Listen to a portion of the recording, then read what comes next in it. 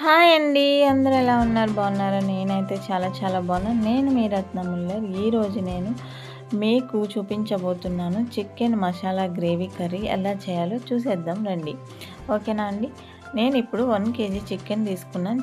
బాగా వాష్ చేసుకుని దానిలో ఉప్పు, కారం, పసుపు, అలాగే సాల్ట్, తగినంత సాల్ట్, 3 స్పూన్స్ పెరుగు వేసుకొని మనం బాగా మిక్స్ చేసుకోవాలన్నమాట.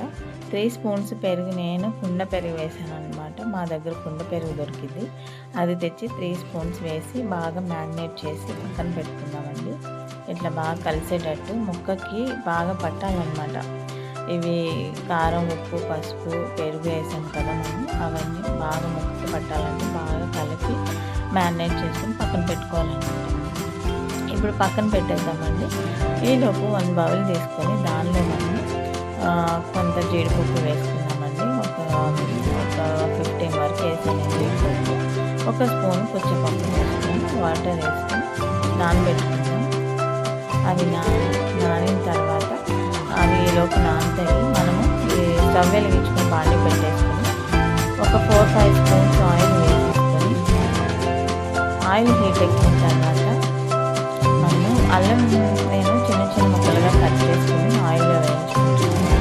ఇలా వద్దు అనుకున్న డైరెక్ట్ కూడా వేసుకోవచ్చు, కాకపోతే అంత మంచి టేస్ట్ అయితే అంత మంచిగా అనిపించదు. సో నేను ఎల్లిపాయలు, అల్లము ఆయిల్లో వేయిస్తున్నాను. ఇలా కొంచెం ఆయిల్లో మనం వేగిన తర్వాత 2 ఆనియన్స్ కట్ చేసుకుని 2 ఆనియన్స్ పేస్ట్ తీసుకున్నాను. మనం ఆయిల్ వేసేసుకుని బాగా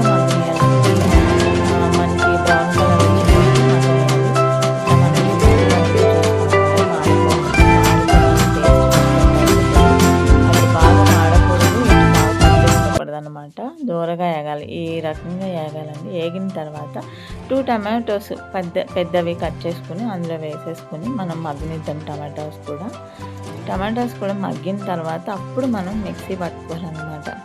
చూడండి, ఇప్పుడు నేను కొత్తిమీర కూడా కొంచెం వేసేసుకున్నాను. అది కూడా మగ్గితే చాలా బాగుంటుంది అనమాట టేస్ట్.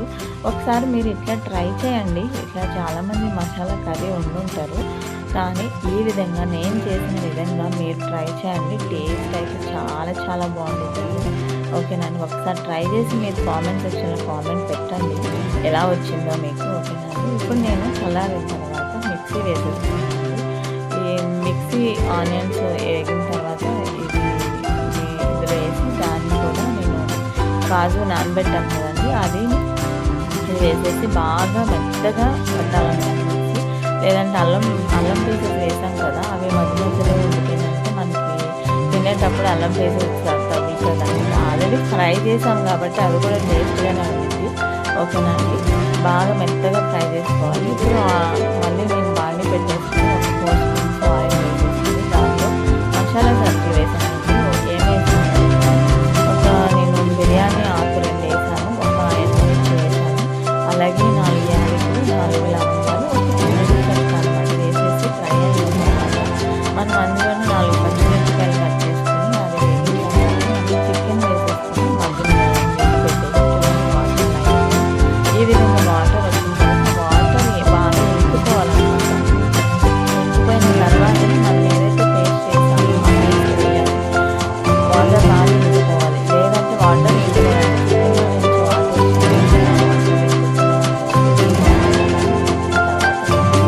ఈ టైంలో వేస్తే మీకు అది మొత్తం మిక్స్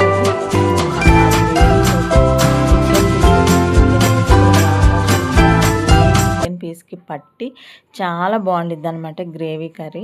ఇప్పుడు మనం అది బాగా తిప్పుకొని మాడకుండా మధ్య మధ్యలో మనం ఆయిల్ పైకి తేలే వరకు మనం తిప్పుకొని మంచిగా తిప్పుకోవాలండి. లేదంటే మనకి అడుగంటిందంటే అస్సలు టేస్ట్ మొత్తం డిఫరెంట్ అయిపోద్ది అనమాట.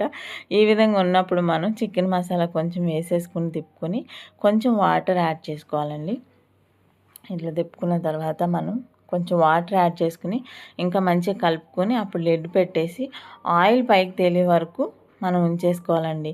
లాస్ట్లో కొత్తిమీర, కరివేపాకు వేసి గార్నిష్ చేసుకుంటే మసాలా కర్రీ రెడీ అయిపోతుంది అనమాట. చాలా టేస్టీగా ఉంది. మీరు కూడా ట్రై చేయండి. నేను ఎట్లా చేశానో అదే విధంగా మీరు ట్రై చేయండి.